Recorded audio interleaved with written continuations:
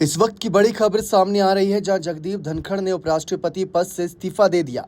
उन्होंने स्वास्थ्य कारणों को इस्तीफे की वजह बताया। वह 74 साल के हैं। धनखड़ का कार्यकाल 10 अगस्त 2027 तक था। राष्ट्रपति को पत्र में उन्होंने जो बातें लिखी अगर वह आपको बताएं तो वह लिखते हैं कि माननीय राष्ट्रपति जी, सेहत को प्राथमिकता देने और डॉक्टर की सलाह को मानने के लिए मैं संविधान के अनुच्छेद 67(a) के अनुसार अपने पद से इस्तीफा देता हूं। मैं भारत के राष्ट्रपति में गहरी कृतज्ञता प्रकट करता हूं। आखिर आपका समर्थन अडिग रहा, जिनके साथ मेरा कार्यकाल शांतिपूर्ण और बेहतरीन रहा।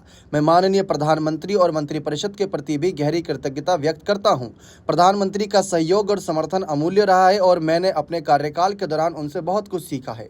माननीय सांसदों से मुझे जो स्नेह, विश्वास और अपनापन मिला वह मेरी स्मृति में हमेशा रहेगा। मैं इस बात के लिए आभारी हूं कि मुझे इस महान लोकतंत्र में उपराष्ट्रपति के रूप में जो अनुभव और ज्ञान मिला वह अत्यंत मूल्यवान रहा।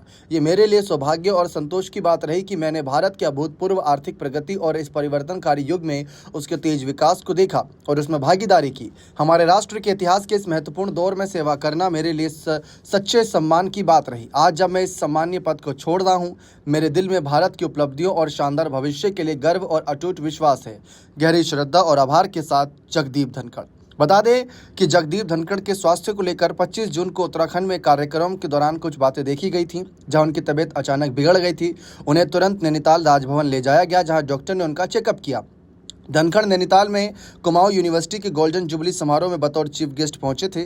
कार्यक्रम खत्म होने के बाद धनखड़ पूर्व सांसद महेंद्र सिंह पाल के कंधे पर हाथ रखकर बाहर निकले। फिर महेंद्र पाल से गले लगकर रोने लगे। फिर करीब 10 कदम चलने पर धनखड़ के सीने में अचानक दर्द उठा। पूर्व सांसद महेंद्र पाल और सुरक्षा कर्मियों ने उन्हें संभाला था।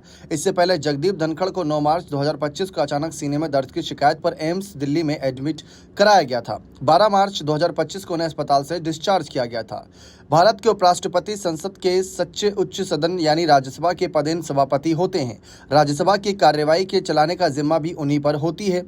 धनखड़ के इस्तीफे के बाद जब तक नए उपराष्ट्रपति की नियुक्ति नहीं हो जाती, राज्यसभा के सभापति का काम उपसभापति संभालेंगे। अनुच्छेद 91 के तहत जब तक उपराष्ट्रपति का पद खाली रहेगा तब तक राज्यसभा के उपसभापति एक्टिंग चेयरमैन रहेंगे।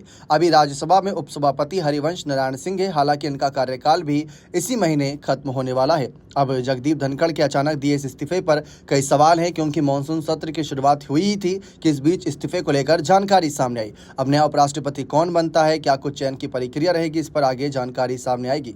बने रहें चैनल के साथ। बहुत बहुत शुक्रिया।